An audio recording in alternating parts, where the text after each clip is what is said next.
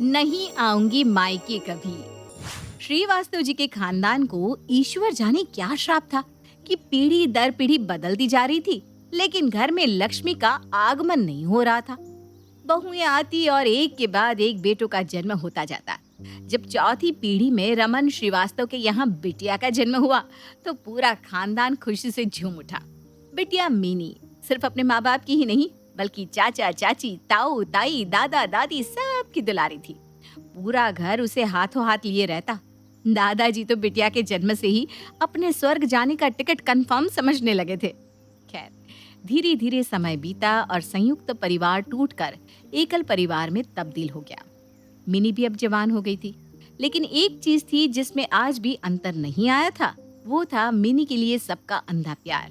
Mini बेटा उठो, देखो 11 बज रहे हैं बेटा, ऐसे कैसे चलेगा बताओ तो। क्या है मम्मी, आपको पता तो है मैं सुबह जल्दी नहीं उठ पाती हूँ, फिर भी आप रोज रोज आकर मेरी नींद डिस्टर्ब कर देती है। जाइए, मैं आपसे बात ही नहीं करूँगी। अरे मेरा बच्चा, ऐसे नाराज नहीं होते बेटा, तू उठ कर ना बस चाय नाश्ता कर ले। हाँ, और ऐसा करना फिर से सो जाना, आप खुश? नहीं खाना मम्मा, मुझे कुछ भी सोने दो ना। मुझे पता था मेरी प्रिंसेस इतनी आसानी से मेरी बात नहीं सुनने वाली। अच्छा ये तो सुन ले, नाश्ते में क्या बना है? आज नाश्ते में तेरी भाभी ने पिज्जा पराठे बनाए हैं। अब तू सोच ले, तुझे खाना है या सोना है। वाह, मेरी भाभी दुनिया की सबसे बेस्ट भाभी है, मैं अब भी आती हूँ। अरे मिनी, ब्रश तो करके आओ, ऐसे ही नाश्ता करोगी क्या? अरे छोड़ो ना भाभी, शेरों ने कभी मुंह धोए और ब्रश किए हैं क्या? और मैं श्रीवास्तव परिवार की इकलौती शेरनी हूँ। अगर मैं मुंह धोने लगी तो ये शेरों की तौहीन नहीं हो जाएगी? अच्छा अच्छा ठीक है, हमारी शेरनी, तुम खा लो पराठे। मिनी की बात सुनकर भाभी काजल और माँ सुजाता हंस पड़ते हैं और मिनी मगन होकर पिज्जा पराठा खाने लगती है। मिनी कोई छोटी बच्ची नहीं थी, 24 साल की हो गई थी, लेकिन जरूरत से ज्यादा लाड प्यार मिलने के कारण वो अभी तक जीवन की सच्चाई को फेस करना सीखी ही नहीं थी। दोपहर के 3 बजे। अरे मिनी, कहाँ जा रही हो? लंच भी नहीं किया तुमने? जल्दी से खा लो, नहीं तो मम्मी जी मुझ पर नाराज होंगी कि मैंने तुम्हें खाना ही नहीं दिया। अरे चिल भाभी, मम्मी से मैं बात कर लूंगी। आज मैं अपने दोस्तों के साथ क्लब जा रही हूँ, वहीं खाना खाऊंगी। और हाँ, मुझे ना आने में लेट हो जाएगा, आप मम्मी को बता देना। अरे लेकिन सुनो तो, आज शाम को घर पर गेट टुगेदर रखा है ना पापा जी ने, उनका बर्थडे है और तुम।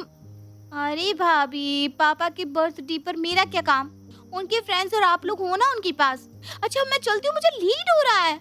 अरे क्या है ये लड़की, जरा से भी जिम्मेदारी को समझती नहीं है, अपनी ही धुन में रहती है। लगता है मम्मी जी से बात करनी ही पड़ेगी। शाम के समय, मम्मी जी, पापा जी के फ्रेंड्स आने ही वाले हैं और मिनी अभी तक नहीं आई। मैंने उसे समझाया भी था कि घर में पार्टी है, आज उसे घर पर ही रहना चाहिए, लेकिन वो किसी की बात सुने तब ना। आप उसे समझाइए ना, मेरी बातों को तो वो सीरियसली लेती ही नहीं है।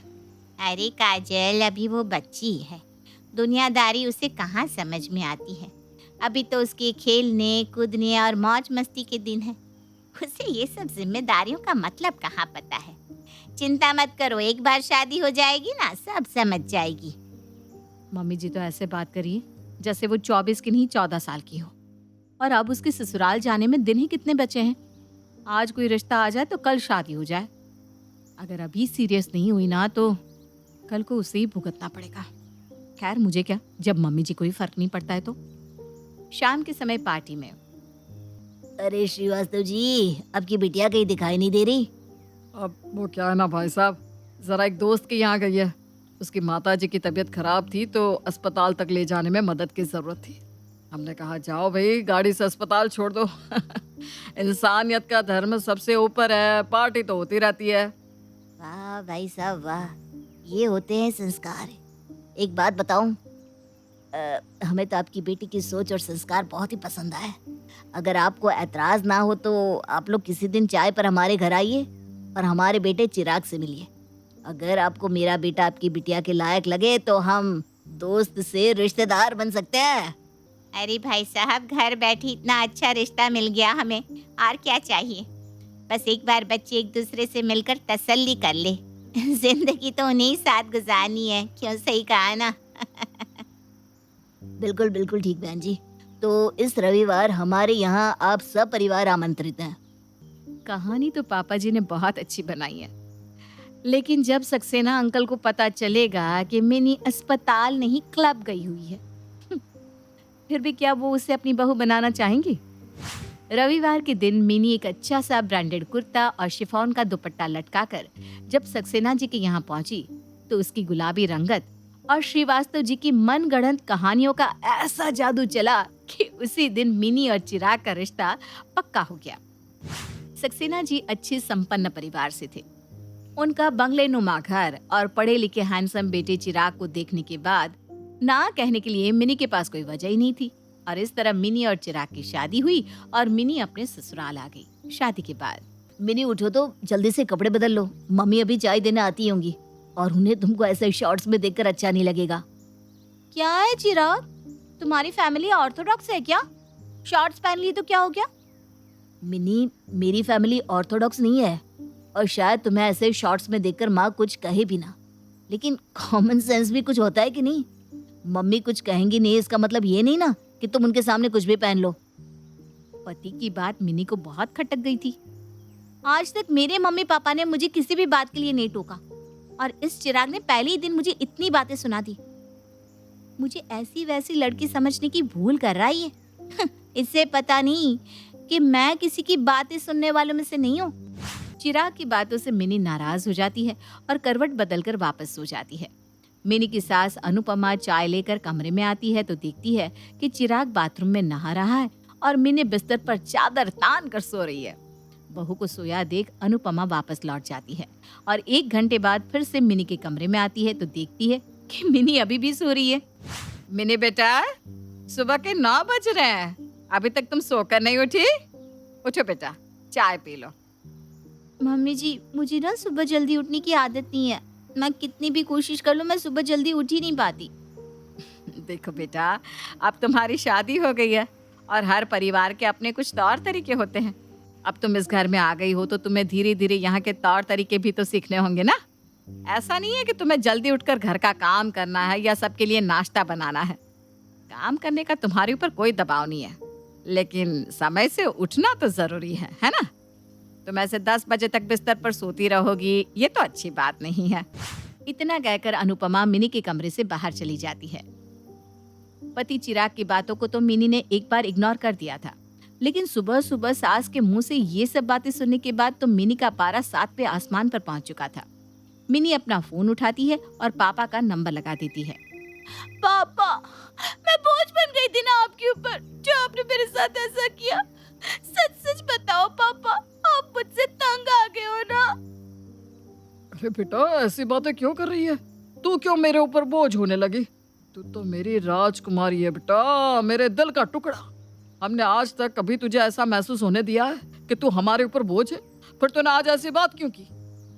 अगर मैं आपकी राजकुमारी हूँ पापा, तो मेरी शादी करने से पहले आपने एक बार भी चिराग के घर परिवार को परखना जरूरी नहीं समझा?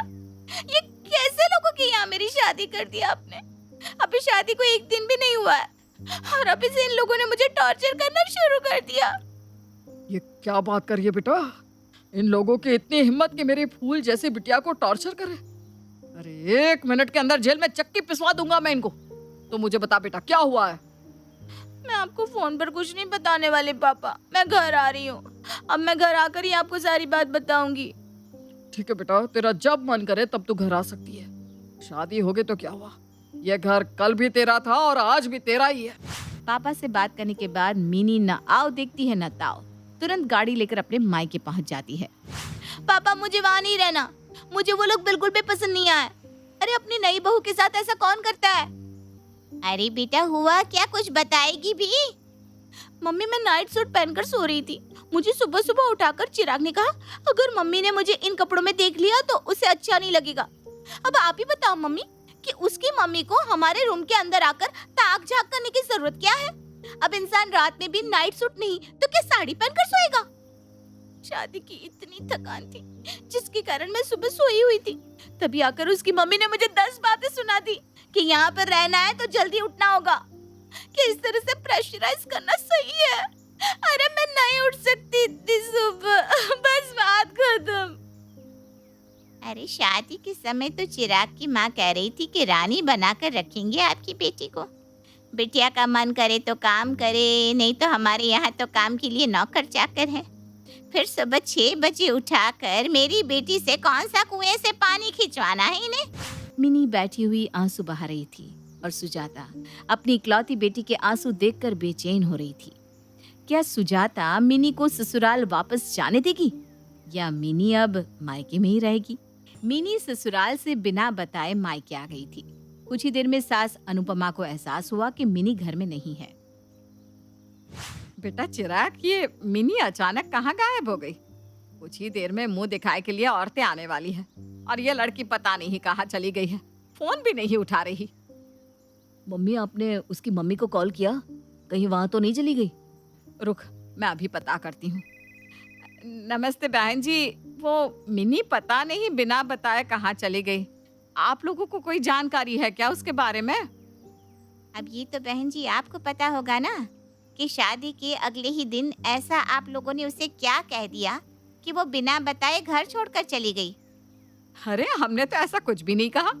यहाँ तो ऐसी कोई बात हुई नहीं कि मिनी घर छोड़कर चली जाए। मैं फोन कर रही हूँ तो वो मेरा फोन भी नहीं उठा रही। मिनी कहीं नहीं गई है, यहीं पर है। जब से वो आपके यहाँ से आई है रोए ही जा रही है, फोन उठाने की हालत में ही नहीं है। आप मेरी बात तो कराइए एक बार बहू से। सुजाता मिनी को फोन देती है। अरे बेटा, ऐसी क्या बात हो गई कि तुम बिना बताए अपने मायके चली गई? अगर तुम्हें जाना ही था तो तुम बताती ना, हम तुम्हें रोकते थोड़ी ना। चिराग तुम्हें लेकर जाता बेटा, ऐसे बिना बताए। और बहन जी कह रही है कि तुम रो रही हो। कुछ बात हुई है क्या? मम्मी जी, आप ही ने तो आज सुबह मुझे देर से उठने पर डांटा था। मैंने आपको कहा भी कि मैं इस तरह सुबह सुबह नहीं उठ सकती, मुझे आदत नहीं है। लेकिन आपने कहा सुबह जल्दी उठना ही होगा। मेरे घर में आज तक किसी ने मुझसे इस तरह से बात नहीं की है। चिराग भी मुझ पर अपनी सोच थोप रहे थे, ये पहनो वो मत पहनो। अरे बेटा देखो, सबसे पहले तो तुम वापस अपने घर आ जाओ। अब यही तुम्हारा घर है, और अगर तुम्हें मेरी कोई बात बुरी लगी भी थी तो तुम्हें मुझे बताना चाहिए था ना। और चिराग तुम्हारा पति है, थोड़ा समय लगेगा, फिर दोनों के बीच अंडरस्टैंडिंग बन जाती है बेटा। अच्छा, मैं चिराग को भेज रही हूँ, तुम फटाफट उसके साथ वापस आ जाओ। और घबराने की कोई बात नहीं है, ये तुम्हारा ही घर है। तुम यहाँ पूरे हक और अधिकार से जैसे चाहो वैसे रह सकती हो। तुम्हें ऐसा सोचने की भी जरूरत नहीं है कि तुम किसी अनजान जगह पर आ गई हो। अगर तुम्हारे मन में कभी भी कोई भी बात हो तो तुम बेझिझक मुझसे कह सकती हो। अनुपमा के प्यार से समझाने पर मिनी वापस ससुराल जाने के लिए तैयार हो जाती है। ससुराल लौटने पर अनुपमा मिनी के साथ बहुत ही प्यार से पेश आती है और मुंह दिखाई की तैयारी में लग जाती है। कुछ दिन ऐसे ही बीत जाते हैं। शादी के कुछ दिन बाद। अरे चिराग बेटा, आ गए ऑफिस से? बहुत थके हुए लग रहे हो। हाँ मम्मी, आजकल ऑफिस में वर्कलोड बहुत ज्यादा है, सर दर्द कर रहा है। मैं जरा अपने रूम में लेटने जा रहा हूँ। चिराग के कमरे में जाने के बाद। बेटा मिनी देखो, चिराग का मूड थोड़ा अपसेट है। तुम जरा उसके लिए 1 कप चाय बनाकर उसके रूम में लेकर जाओगी और जाकर ना उसके पास ही बैठो, दोनों साथ में थोड़ा समय बिताओ। क्या नाटक है ये? चाय बनाओ, पति को एंटरटेन करो। अरे मुझे समझ क्या रखा है? पति ऑफिस से आया है तो क्या मैं उसके आगे पीछे घूमूं? कितने मजे से रील्स देख रही थी मैं, लेकिन मम्मी जी को तो मेरा चैन से बैठना राजी नहीं आता। कुछ ना कुछ अड़ंगा लगाती ही रहती हैं। जब भी सुकून से अकेले में बैठो अपने पास बुला लेती है। मम्मी जी, मैं चाय बनाऊं? अच्छा चल, चाय मैं बनाकर भिजवा रही हूँ, तू जाकर चिराग के पास तो बैठ। ठीक है। मिनी रूम में जाकर फिर से अपने मोबाइल में वीडियो देखने लगती है। मिनी ने मम्मी पापा के कहने पर चिराग से शादी तो कर ली थी, लेकिन अभी भी वो मन से ये समझना ही नहीं चाह रही थी कि वो अब एक शादीशुदा लड़की है। अगले दिन। अरे मिनी बेटा, ये ड्रेस पहनकर कहाँ जा रही हो? मम्मी जी, मैं अपने फ्रेंड्स के साथ पार्टी करने जा रही हूँ। बेटा, चिराग के ऑफिस से लौटने का समय हो रहा है। मैंने चिराग को आज डिनर के लिए तुम्हें बाहर ले जाने को कहा था, ताकि तुम थोड़ा समय साथ में बिता सको। उसने बताया नहीं तुम्हें? हाँ, उनका कॉल आया था मम्मी जी, पर मैंने मना कर दिया। मेरा फ्रेंड्स के साथ घूमने का प्रोग्राम बन चुका था ना। हम फिर किसी और दिन चले जाएंगे। मिनी की बात सुनकर अनुपमा हैरान हो जाती है। ये लड़की शादी का मतलब समझती नहीं है या फिर जानबूझकर अनजान बन रही है, समझ में ही नहीं आता। पति को मना करके ये अजीब से कपड़े पहनकर दोस्तों के साथ पार्टी करने जा रही, ना कहीं जाने से पहले पूछती है ना बताती है। खैर मिनी से तो कुछ भी कहना बिल्कुल बेकार था। चिराग हो या घर के बाकी सदस्य, उसे किसी से भी खास मतलब नहीं था। वो पूरा दिन या तो टीवी पर नेटफ्लिक्स देखती या मोबाइल पर अपने दोस्तों से बातें करती। ससुराल में परिवार के साथ समय बिताना, पति को खुश रखने की कोशिश करना, ये शब्द उसकी डिक्शनरी में थे ही नहीं। एक दिन, अरे मिनी, ये खाने की प्लेट लेकर कहाँ जा रही हो? मैं अपने कमरे में जा रही हूँ, एक सीरियल देख रही हूँ ना, उसे देखते हुए खाना खाऊंगी। मिनी, खाना बनाने का तुम पर कोई दबाव नहीं डाल रहा, लेकिन कम से कम खाना तो खाओ सबके साथ। ऐसे प्लेट लेकर कमरे में खाना अच्छा नहीं लगता। तुम्हें किसी ने बताया नहीं, साथ खाने से प्यार बढ़ता है। चिराग के टोकने पर मिनी खाने की प्लेट वहीं पटक कर अपने कमरे में आ जाती है और हर बार की तरह गुस्से में अपने मायके चली जाती है। अरे ये मिनी कर क्या रही है? ऐसी बेसिर पैर की बात लेकर हर चौथे दिन ससुराल छोड़कर यहाँ भाग आती है। अगर ऐसा ही चलता रहा तो इसका घर टूटने से कोई नहीं बचा सकता। लगता है मम्मी पापा को समझाना ही पड़ेगा। काजल मौका देखकर अपनी सास सुजाता के पास जाती है। मम्मी जी, माना कि ये घर मिनी का भी है, लेकिन एक सच और भी है। वो ये कि आप दोनों इस तरह बार बार उसकी गलतियों पर पर्दा डालकर उसे लाड नहीं कर रहे हैं, बल्कि उसका घर तोड़वा रहे हैं। उसकी नई नई शादी है। एक बार अगर वो अपने ससुराल वालों के मन से उतर गई ना, तो उसकी पूरी जिंदगी खराब हो जाएगी। ये कैसी बातें कर रही है तू? हम अपनी बेटी का घर क्यों तोड़वाएंगे? मम्मी जी, अगर मैं भी रोज रोज छोटी छोटी बातें लेकर अपने मम्मी पापा के यहाँ जाने लगूं, तो क्या ये घर और आपके बेटे की जिंदगी पर कोई असर नहीं पड़ेगा? क्या नई शादी में मैंने कोई समझौता नहीं किया? क्या आप लोगों की पसंद नापसंद के अनुसार मैंने खुद को नहीं बदला? ये बदलाव तो हर लड़की के जीवन में आते हैं। बात तो तेरी ठीक है बेटा, लेकिन अब मिनी को वापस कैसे भेजे? अगर हमने सीधे सीधे उससे कहा कि तू ससुराल वापस चली जा, तो वो इस बात को समझ नहीं पाएगी। इस बात की फिक्र आप छोड़ दीजिए, ये मेरी जिम्मेदारी है, मैं देख लूंगी। आप बस मेरा साथ देते रहना। अगले दिन, मैं तो थक गई हूँ इतने सालों से इस घर में सारा काम अकेले संभालते संभालते। अगर मैं कुछ कहती नहीं हूँ तो क्या किसी को दिखता भी नहीं है? सुबह से लेकर रात हो जाती है, बच्चा संभालो, घर के काम करो, खाना बनाओ, बस बहुत हो गया। इतने सारे लोग हैं इस घर में, क्या कोई मेरी मदद नहीं कर सकता? या तो अब आप नौकर लगाओ, या मम्मी जी आप चलिए मेरे साथ घर के काम में मदद कराइए। अरे बेटा, मुझसे अब काम कहाँ होता है? मैंने तो पहले ही रिटायरमेंट ले लिया है। तो ऐसा कर, मिनी आई हुई है ना, उसे ले जा अपने साथ, वो तेरी मदद करवा देगी। जा बेटा, भाभी की थोड़ी मदद कर दे, और हाँ, मन लगाकर काम करना। हाँ बेटा। मिनी, तुम ऐसा करो, सब्जी बना दो, तब तक मैं छोटू को स्कूल के लिए तैयार कर रही हूँ, और उसके बाद कपड़े आयरन कर देना। ससुराल में मेरी सास ने आज तक मुझसे चमचा भी हिलवा कर नहीं देखा, और ये चाह रही है कि मैं यहाँ पर सब्जी बनाऊं, कपड़े आयरन करूं। हद है। फिर भी भाभी का फरमान था, इसलिए बुझे मन से वो धीरे धीरे काम करने लगती है। शाम के समय, अरे मिनी, क्या 2 घंटे से मोबाइल लेकर बैठी हो? ऐसा करो, ये लो, मुन्ना को जरा नीचे पार्क में घुमा कर लाओ, और नीचे जाकर मोबाइल में बिजी मत हो जाना, उसका ध्यान रखना, कहीं गिर के चोट ना लगा ले। ऐसा करो, ये फोन यहीं रख कर जाओ, तुम्हारा कोई भरोसा नहीं है। ठीक है भाभी, जाती हूँ। मम्मी जी ने कभी मुझे मोबाइल चलाने के लिए नहीं टोका, और भाभी तो हर बात में टोका टोकी करने लगी है। यहाँ तक कि पापा मम्मी भी भाभी को कुछ नहीं कहते। मिनी आ गई, मुन्ना को टहला कर। ऐसा करो, डाइनिंग टेबल पर खाना लगा दो फटाफट, मैंने डिनर बना दिया है। और हाँ, डिनर करके समय से सो जाना, सुबह तुम्हें ही उठकर सबके लिए चाय बनानी है। भाभी की बात सुनकर मिनी गुस्से से फट पड़ती है।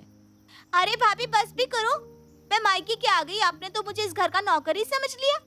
जो काम मैंने पिछले 24 साल में नहीं करे, आप चाह रही हैं कि एक ही दिन में सब करवा लेंगी। और मम्मी, आप भी भाभी को पूरा बढ़ावा दे रही है। आप लोग अच्छे से जानते हैं ना कि मुझे काम करने की आदत नहीं है, और ना ही सुबह जल्दी उठने की, फिर भी जानबूझकर मुझे वही काम करने के लिए कह रही है।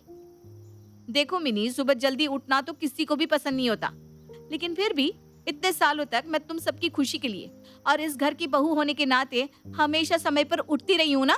ऐसा तो कभी नहीं हुआ ना कि मैं बिस्तर पर सोती रही हूँ और तुम और मम्मी जी चाय लेकर मेरे कमरे में आए हो।